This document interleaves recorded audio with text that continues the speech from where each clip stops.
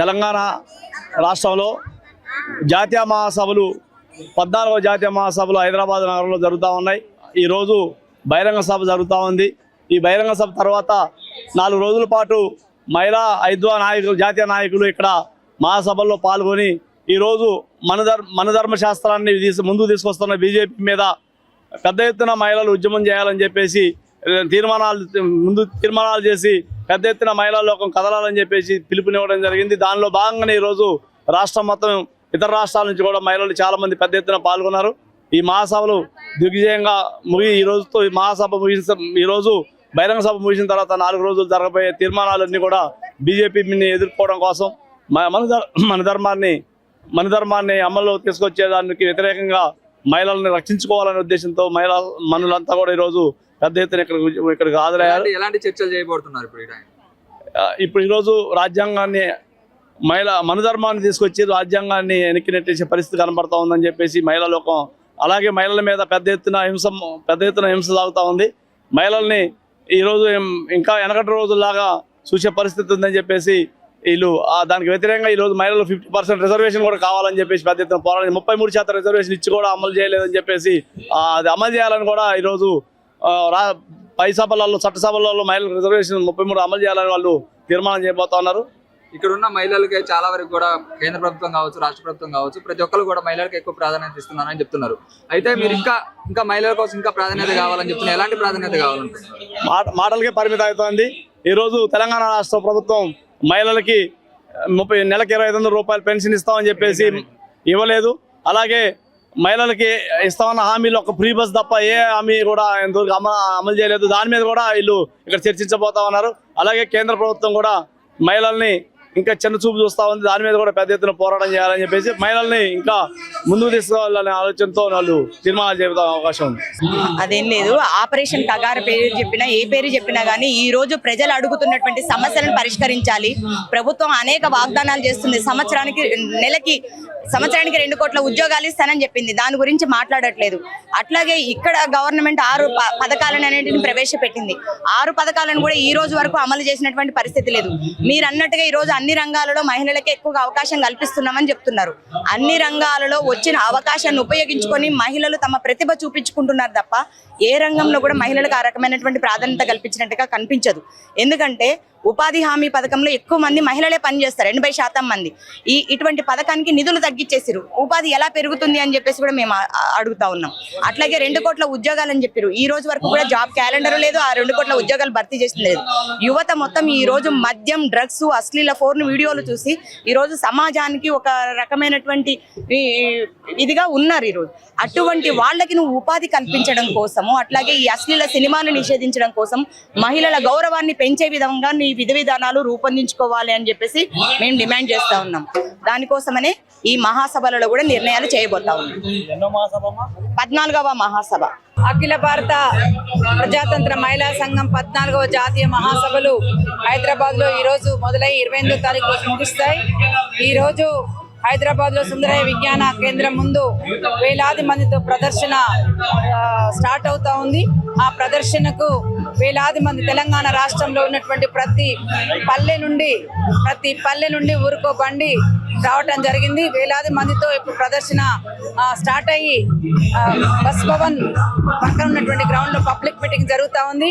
ఆ public meeting లో ప్రధానంగా ఏం చర్చించబోతా ఉన్నామంటే సామ్రాజ్యవాదాన్ని వ్యతిరేకించాలి, మనువాదాన్ని తిప్పికొట్టాలి, మహిళా హక్కుల కోసం మనం ముందుకు సాగాలనే నినాదంతో మేము సాగుతా ఉంది ఈ యాత్ర. ఎందుకంటే అఖిల భారత ప్రజాతంత్ర మహిళా సంఘం ఏర్పడిన నాటి నుండి అనేక ఉద్యమాలు చేసి అనేక హక్కుల పోరాటాలు సాధించుకున్నాం. ఈ హక్కుల్ని నిర్వీర్యం చేయడంలో ఇవాళ ప్రభుత్వ విధానాలు ఉంటున్నాయి. కేంద్రంలో ఉన్నటువంటి బీజేపీ ప్రభుత్వం వచ్చిన తర్వాత ఎందుకంటే పని ప్రదేశాల్లో లైంగిక వేధింపులకు వ్యతిరేకంగా పోరాటం చేసే చట్టాన్ని సాధించుకున్నాం. 498 చట్టాన్ని సాధించుకున్నాం. ఆ చట్టాన్ని మిస్యూజ్ అనే పేరుతో ఇవాళ ఆ చట్టాన్ని అమలు చేయట్లేదు సరిగ్గా.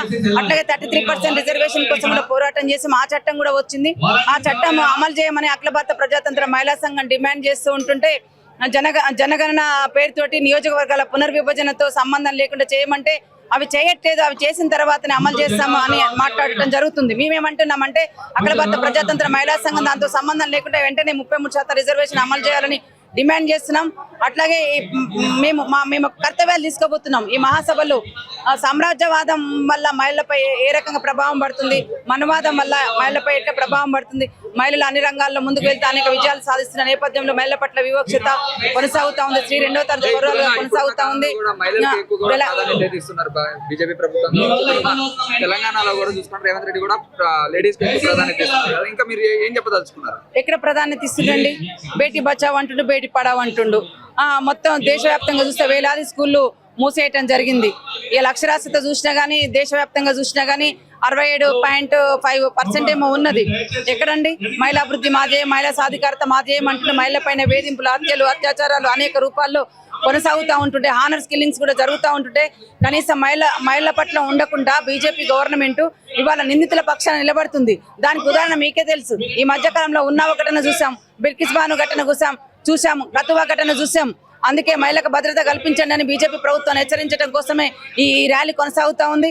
మరోపక్క ప్రధానమంత్రి ఆవాస్ యోజన పథకం కింద పేదలైన వాళ్ళందరికీ ఇల్లు కట్టిస్తా అన్నాడు. ఇల్లు కట్టించి తీరాలి, ఇచ్చిన వాగ్దానం అమలు చేయాలని ఒక డిమాండ్. అట్లాగే సంవత్సరానికి 2 కోట్ల ఉద్యోగాలు ఇస్తా అని చెప్పాడు. 2 కోట్ల ఉద్యోగాలు కాదు కదా, ఉన్న ఉద్యోగాలు పోతా ఉన్నాయి. ఉద్యోగాలు పోయిన దాంట్లో మహిళలు ఎక్కువగా ఉంటుండ్రు. జాతీయ గ్రామీణ ఉపాధి హామీ పథకాన్ని తీసేసి ఇవాళ విపి రామ్జీ పథకాన్ని తీసుకొచ్చిండు. అంటే గ్రామీణ ప్రాంతాల్లో ఉన్నటువంటి మహిళల పని కూడా దొరకదు. ఎందుకంటున్నామంటే ఇప్పుడు మొత్తం రాష్ట్రాలకు వదిలిపెట్టిండు, మొత్తం రాష్ట్రాలే చూసుకోవాలన్నట్టుగా. మరి రాష్ట్రాలకే నిధులే, వచ్చిన పని మొత్తం నీ దగ్గరనే ఉంటుంది. మరి రాష్ట్రాలు ఎట్లా పని కల్పిస్తుంది? అందుకే జాతీయ గ్రామీణ ఉపాధి హామీ పథకాన్ని కొనసాగించాలి. మరోపక్క స్కీమ్ వర్కర్స్ మొత్తం కూడా వాళ్ళకు 26,000 వేతనం సుప్రీంకోర్టు ఏదైతే చెప్పిందో అవన్నీ ఇవ్వాలి. అందుకే మేము మహాసభలో చర్చించబోతా ఉన్నాం. బీజేపీ రామ్జీ అనే ఒక పథకం కూడా ఉంది. దాంట్లో కూడా గాంధీ అనే బొమ్మను తప్ప ఎలాంటి దాన్ని కూడా నిర్ధారించలేదు. ఇంకా 100 రోజులు ఉన్న దాన్ని కూడా 150 రోజుల పని కూడా కేటాయించారని చెప్పి కూడా అంటున్నారు కదా, ఎట్లా చూసుకోవచ్చు మరి దీన్ని? ఏంటండి, కార్లకు తగ్గట్టు పని కల్పించాలి, కార్ల తగ్గట్టు పని కల్పించటం లేదు. నువ్వు బడ్జెట్ లో నిధులే లేవాయే, లేకపోతే 150 రోజులు ఎక్కడ కల్పిస్తావు? ఇప్పటికే 50 రోజులు 60 రోజులు మాత్రమే రోజులు పని కల్పిస్తున్నావు. ఇక నిధులు తక్కువైనాక రాష్ట్రాల మీద వదిలేసిన తర్వాత ఎట్లా కల్పిస్తారు? అది అన్యాయం. ఇది గ్రామీణ ప్రాంతంలో మహిళలు పని కోల్పోతారు. కాబట్టి జాతీయ గ్రామీణ ఉపాధి హామీ పథకాన్ని కొనసాగించాలి. మహిళలకు భద్రత కల్పించాలి. అన్ని రంగాల్లో సామాజిక, ఆర్థిక, రాజకీయ రంగాల్లో సమాన అవకాశాలు కల్పించాలి. 33% రిజర్వేషన్ కల్పించాలి. మనువాదాన్ని వెనకకు కొట్టడమే మా అంశం. అట్లాగే ఉమెన్ అండ్ స్పోర్ట్స్, మహిళల పైన లైంగిక వేధింపులు జరుగుతుంది, వాళ్ళకు కూడా భద్రత కల్పించాలి.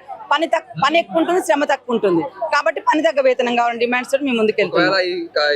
మీరు అడిగిన డిమాండ్స్ నెరవేర్చకపోతే వచ్చే కార్యాచరణ భవిష్యత్ కార్యాచరణ మహాసభల్లో ఇప్పటికే 3 సంవత్సరాల కాలంలో ఏమి పోరాటాలు తీసుకున్నాం, ఏమి సాధించాము. మళ్ళీ ఈ కర్తవ్యాలని ఒక 6 కర్తవ్యాలు తీసుకున్నాం. 6 కర్తవ్యాల అమలు కోసం ప్రభుత్వం మీద డిమాండ్ చేస్తాం. అవి అమలు చేయకపోతే ఆ ఉద్యమాల్లో మహిళల్ని భాగస్వామ్యం చేసి పోరాటాలు కొనసాగిస్తాం.